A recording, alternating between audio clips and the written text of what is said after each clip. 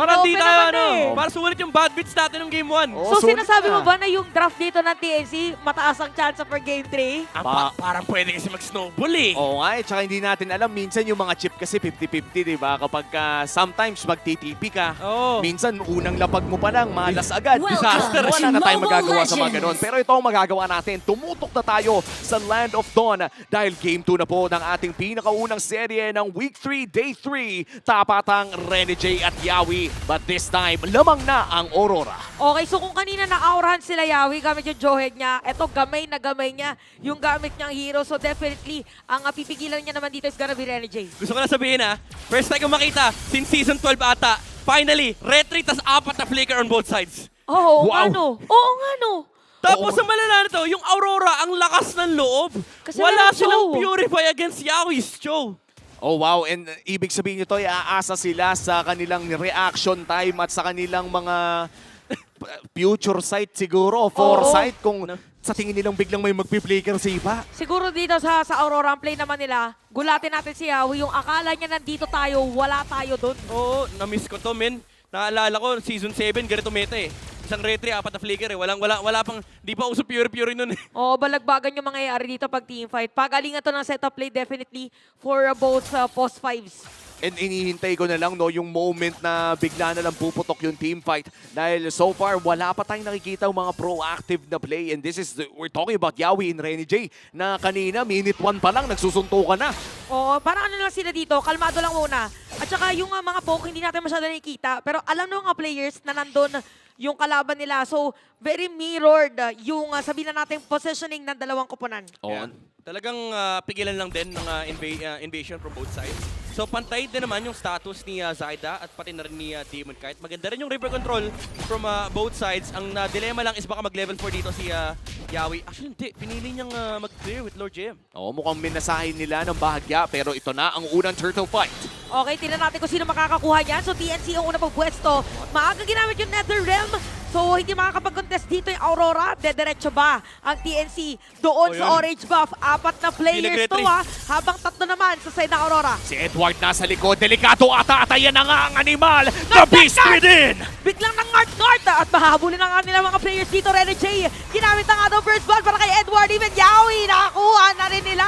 Nagalit na ditong Aurora pero nagalit din. Si Gozen biglang sumating. Sila naman meron paghatak. Renegade's down. At mukhang itutuloy pa nga si Kozen na ang isusunod at binabaril na ni Doming Kite. May bala pa bang natitira? Pero si Demon Kite pa lang sasalo. Kite for Kite at si Zyda nandito na rin. Okay, tumatakbo ang Chickening Patrol. Okay, nasipa. And Zyda with a kill. At ganun lang natapos ang unang paputok ng labang ito. Grabe naman. 2 minutes pa lang. Bakbak sipaan at suntukan na. Maganda yung idea ng TNC after nila makuha yung pagong, hindi kasi nag-retry si Zyda. So in-attempt nilang puntahan yung orange ni Demon Kite. Ang problema kasi na burn yung Netherrealm. So alam ng Aurora na napakaganda nung paglikod dito ni Agent Zero. Talagang natanggal yung exit dito ng TNC and umabot pa yung level 4 ni Renegade. Kaya naman nakapunta si Doming Kite. Actually nakapunta rin naman si Kuzen. Pero parang napasama pa ata for TNC. O, tsaka ang hirap din talagang depensahan ng isang Edward Lucas na naka-beast mode doon sa maliit na iskinita na yun. Dahil dikit-dikit kayo, lahat kayo, parang yung damage kasi ng flash combo. Oo. Isa yun sa mga pinakamataas na base damage kahit tank build eh. Pero may silver lining dito. Lamang sa XP si Zyda. So ngayon nung Aurora, this time around, nung game number 1, kung si Zyda yung naka-corner sa jungle, it's Demon Kite in this game. Kanina pa sinisirit ni Zyda yung mga green camps ni Demon Kite. Oh, kanina na, ano din na, if I'm not mistaken, na first din na mag-retry si Demon Kite para na ma-secure yung green. So, yan yung napaka-crucial ngayon para yung side ng Aurora. At ito na naman, kalmado na naman yung mapa natin, pero dahil nag-spawn yung turtle, edi alam nyo na yung next na mangyayari. At si Lord JM, medyo hindi niya naamoy si Demon Kite doon. At mukhang may ibang play na binabala kong Aurora MLBB. And walang pumapansin ng ating second turtle of the game. Nagpakita sa taas yung Joy. Mukhang TNC ngayon ang hahawak ng turtle. Oo, pero naka-safety. Safety lang para dito sa side ng TNC. Nag-zone up din si Nipa papalayo. Si Renegade, pero pagong mapupunta sa side ng TNC. Okay, may hatak. Nahatak dito si Edward. Napakasakit naman dito na mapagbitawan ng mga skills ng Aurora. Ginamit na yung Nether Realm. Aatrasan. Pumasok si Jeff, pinaderan. Halalaban na ito ng mga XP lane. Hindi ko na lang nangyayari. At si Renny J na nga ata ang susunod nila at lumating na rin dito yung badang. Si Lord J may susunod na pero babagsak lang ng Demon parang Knight! ganun. At nakapag-purify Ay! pero si Yawi isang Pasalubungin! bala na lang. Renny J sa likod! Stan ka ngayon, pero aalis yata may hatak. Rene J tatamaan dito ng mga hits from Kozen. Oh, Zyda, Grabe Zyda! ang palitan. At dumating na nga rin si Zyda. Demon Knight pero mag-dash. At nakuha na nga dito ni Lancy. Another extended team fight midnight. Bakit ba ganito yung mga team fight natin? Parang tigto 2 minutes. Tinatry kasi ng Aurora na i-punish dito yung pagiging defensive ng TNC, especially after Yawi's kick onto Renegade para lang siguradong walang portal na lalabas, walang shortcut mula kay Renegade kasi nga nasa taas yung Joy. Pinili nila mag-trade kaso energy shields lang yung nakuha dito ni Demon Knight. Even though nakakuha naman siya ng maraming gold, pero lugi pa rin sila doon sa 4v5 engagement. Yes, umabot yung Joy, nakakuha siya ng isang kill, pero ang ganda ng re-entry ni Zyda galing sa likod. Pumulis, men. At Pulis mukhang- pang kagubatan. Ayos yun Oo Pulis nga, pang jungle kagubat. kasi eh. Jungle din naman, saktong-sakto at nagamit na rin ang Zaman Force dito sa may bandang ibaba. Kalmado pa naman ang Land of Dawn, may konting sakitan lamang na nagaganap. Pero great rotation here mula kay Yue. Nandiyan na rin si Edward. Yawi sinusubukan magbigay ng vision pero Top mukhang lane. alam na may cross-map trade pa kay Demon Knight. Okay, si Demon Knight nakuha na nga sa top lane. Rene J naman bitbit ang kanyang mga kakampi. Halahi pinagkahigante. At nakuha na nga dito ang mga players na saan ba? Si Lancy. At hindi na nakatakas pa. Pinaghigante dito ng kapatid ng Kite Brothers. Mas malala pala yung sagot doon sa taas. At ang problema dahil sa shortcut, yung sagot kayang ipadala bukas agad. Alam mo, sabi nila sa buhay, wala daw shortcut. Pero yung Aurora dito, sinortcut lang nila, diretso uppercut. Ang bilis yung delivery system, nandoon kagad hindi in-expect ng TNC. Akala nila may delay ngayon. Sila pa may hawak ng turtle pit. Even na nakakuha naman ng Torre, si Kuzen sa may bottom lane. Bakit the matter is, napatay pa rin naman si Zyda. Oo nga, kung iniisip ko nga yun, kung may flicker si Lancy, that could have been a Netherrealm na lumigtas sa kanyang mga kampi. But regardless, ay sila pa rin ang nakakuha ng last turtle of the game.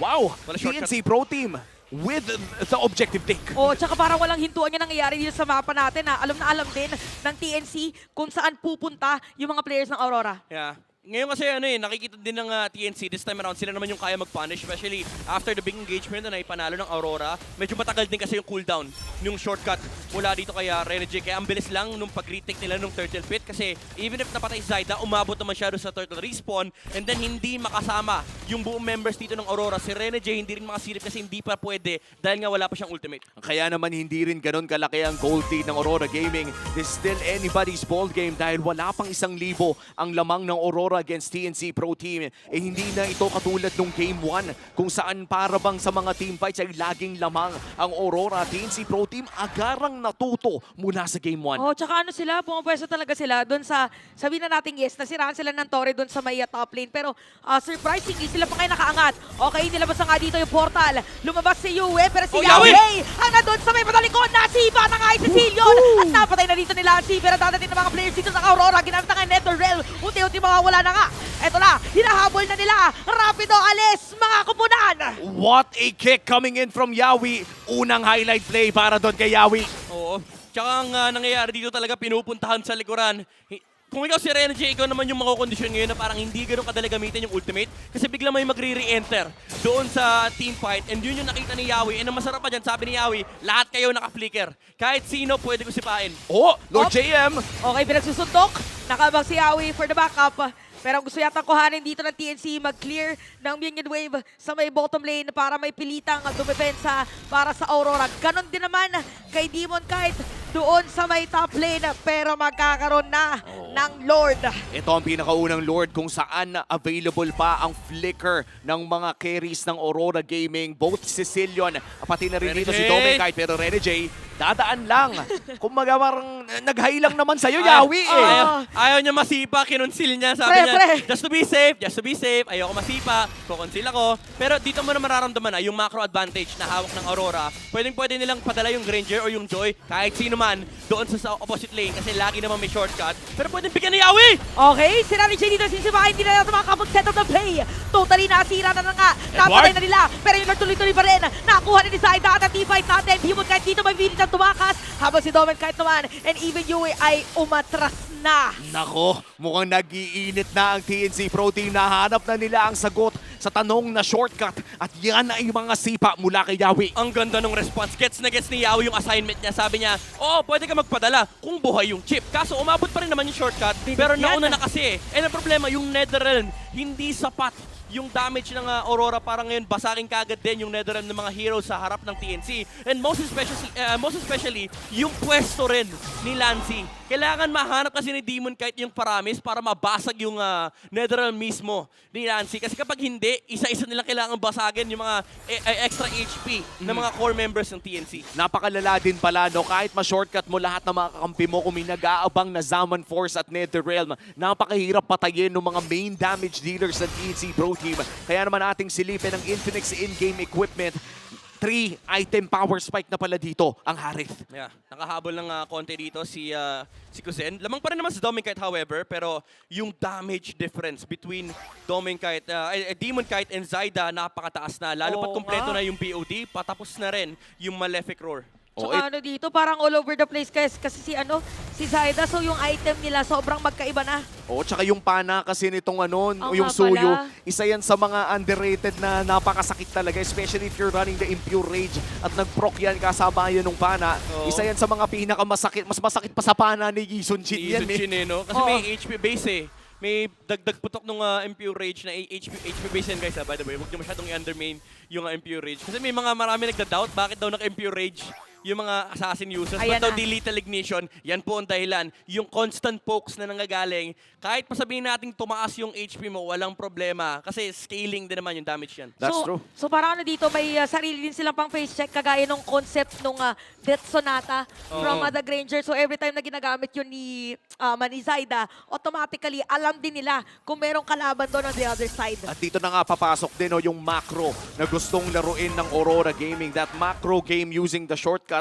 Dahil habang tumatagal ang larong ito, mas nagiging importante yung pag-control ng waves. Dito na natin masasabi na yung mga pro players natin ay minamaster yung pag-aayos ng mga waves before they even start objectives. At isa yan sa mga malaking diferensya against amateur teams. Yeah, just looking at the game ngayon, no, talaga na-highlight yung opposite lane, yung slow lane na tinatawag.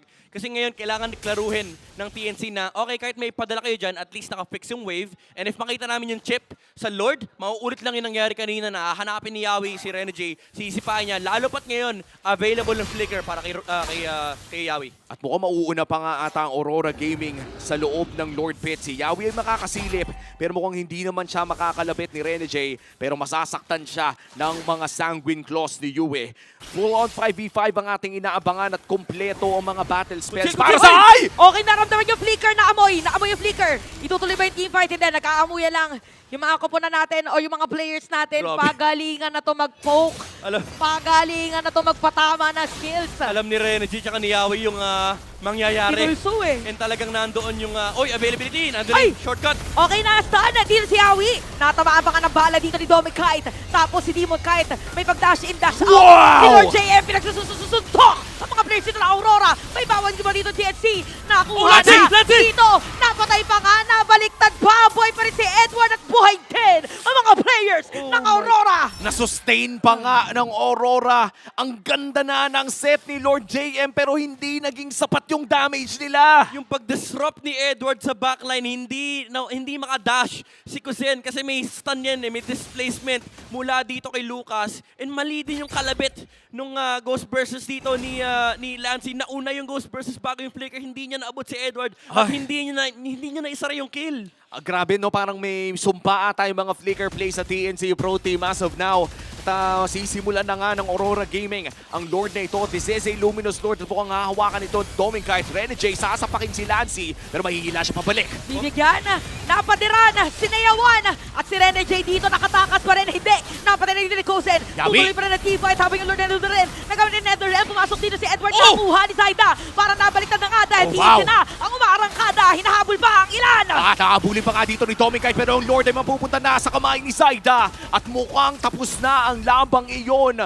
Aurora Gaming hawak na nila pero nabaliktad pa. Napasobra ng lalim dito si Rene J. Umabot naman yung shortcut pero there was a period in time na hindi siya nire-respeto ng TNC kasi alam nila on cooldown pa yung kanyang ultimate. And even though lumabas na yon, wala nang buhay yung chip and naghahanap na ng next target dito, yung ibang members ng TNC. Even though si Demon Kite, ang ganda ng pwesto niya eh. Zinozone niya sila Zyder rito sa may bandang likuran, pero walang makahawak kasi kay Kuzen. Oo, nakita din natin no, na si Yawi fino-force out din yung flicker kay Yue during that entire team fight. But right now, I'd like to highlight as well, Aurora Gaming, hindi pa nahahawakan si Doming Kite in this game. Kaya kung wave clear ang tanong ay meron naman silang dalawa na pwedeng sumagot doon. Yung Yawi. TNC Pro Team, mukhang maghahanap sila ng play para mapigilan yun. Yup, may flicker yung Cho. Kailangan mag-ingat ng Rora, walang naka-purify sa kanila. So far ngayon, no, parang pagandahan talaga ng latag ng skills para dito sa ating dalawang kupunan. Makakasira ng Torre, flicker Siba against Rene J. Pero nabaliktad kay Yahweh. Tapos doon naman sa mga Oh, no! Dediretso pa nga. Kusen! Nakuha na din si Edward, nagkakapalitan ngayon.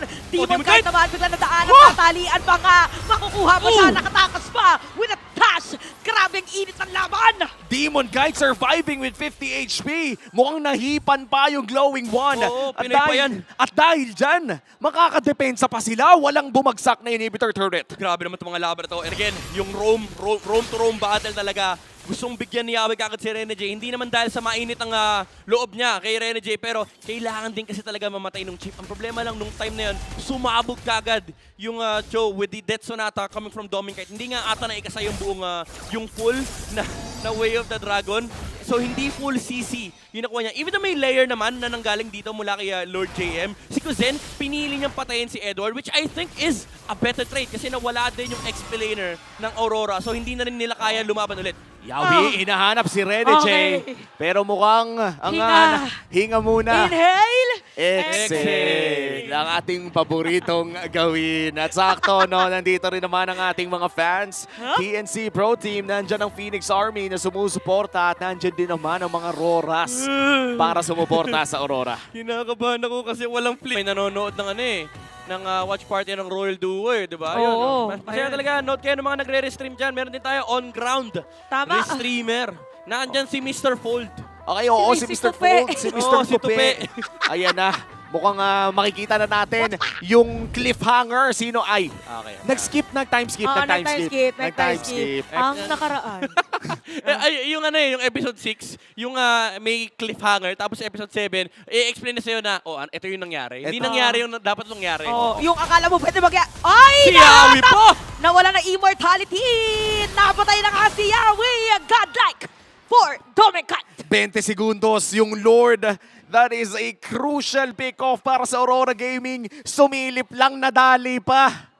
Siya pa yung siya pa yung nabiktima ng karahasan dito ng Aurora. Aabot naman siya for the Lord fight though kasi hindi rin naman na ganun kabilis i-burst Mapupulpul yan. yan, oo. Unless mag-decide dito yung Aurora na i-burst talaga. Pero for the next 15 seconds, I don't think naman makukuha kagad ng Aurora dito yung Lord. Lalo Oo. pat may konting sayawan pa, may tinikling Oo. pang konti. Tsaka may Netherrealm eh. Yeah.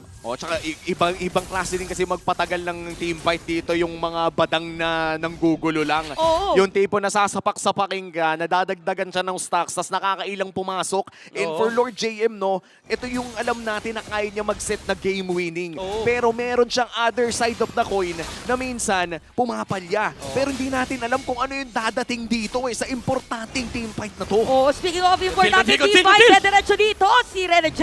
Si Yawi naman na naka-ready, flicker. Ito na yung specialty niya nga. At ito na nawala ng immortality pero papasok dito si Edward. Biglang ng guard. Ang sagot naman dito ng TNC is gonna be the Netherrealm. Medyo mahaba ang team fight natin. Ah! Pero Yawi nakuha na. Nakapasok pa si Demon Kite sa likod. Si Kose na ngayon ang umaharap pero may laban pa doon si Zaida with the outplay pero nag-flicker na si Doming Kite. Pumili pa ng emo at hindi na yun sapat dahil si Kose na lang ang natitira. Kose. At dahil dyan, parang ilalaban yata din ang Aurora na kumuha. Alam niya. Nakaabang eh. Alam niya, hindi siya kaya ng tatlo.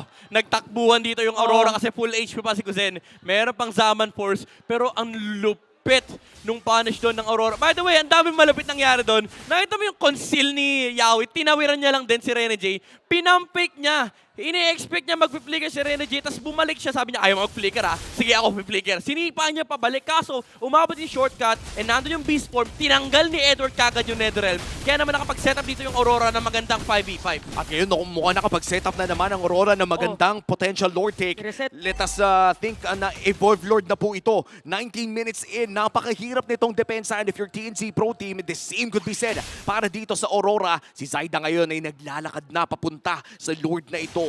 This is a very important objective para sa dalawang kupunan. Oo, tsaka ano dito, take note na nagamit na yung mga immortalities kanina. So pagalingan lang talaga na magiging target. Even yung position ni Yawi, not sure kung may information dito si Rene J. Ayun na naman! Nakakasubukan, diretso sipa. Hello, my friend. At ang friend na yan ay nakakuha na. Papasok ba? Dito mga players ng Aurora, hindi. Namatay yung portal! Hindi aabot si Demon Kite. Alam nila saan manggagaling, galing lang kaliwa. Nakatingin yung TNC sa kaliwa, alam nila saan pupunta si Demon Kite. Wala pa siyang dadaanan. Naku, tingnan natin kung may madadaanan nga ba o nakita na rin ni Yawi. Kozen nasa mid lane na rin ngayon. Hinahawakan ni Zaida at ni JM ang Lord at half HP na. May retry pa rin ang Aurora. Na-reveal na kung nasa na si Demon Kite. Okay na wala ng buhay dito si Edward. Tapos si Netherlands nagamit na. Oy! Pero lang siya mapupunta dito ng Lord. At Netherlands na nga. Shut down! Yawi! Yawi! Nangyari para kay Demon Kite. Naralalaban pa mga players si TNC. Demon Kite mo ng immortality. What a kick coming in from Yawi! Magkasunod! Back to back! Game-winning wave of the Dragons para kay Yawi! First death ni Demon Kite after 2 games. Nanggaling sa flicker play ni Yawi, nakadalawang sipa siya all throughout that fight. Isa kay Rene J, isa kay Demon Kite. And ngayon hawak nila yung Lord, papasok sa base ng Aurora. Okay, pipilitan na dumabensa dito. Nag-side na Aurora, meron ng Lord dito sa may bottom lane. Rene J and Demon Kite. And even Yuwi na dito para dumabensa. Pero si Silio naman ang hawak nila. Papasok ba? Flicker out para kay Rene J dito. Okay, yung Lord na doon pa rin. Meron pa pagpasok. Zaida, Zaida! Malayo. At mukhang nagka-tower lock na. Tower lock pa unti-unti. At mukhang nakikita na nga natin ang liwanag para sa side ng TNC. Dahil extended ang ating serye. Game number 3. Ramdam na ramdam mo talaga ang enerhiya sa MPL Arena. Sulit ang ticket. Happy Sunday sa inyo. Game 3, Aurora TNC. Hindi talaga papayag ang mundo na matapos itong serye na to na hindi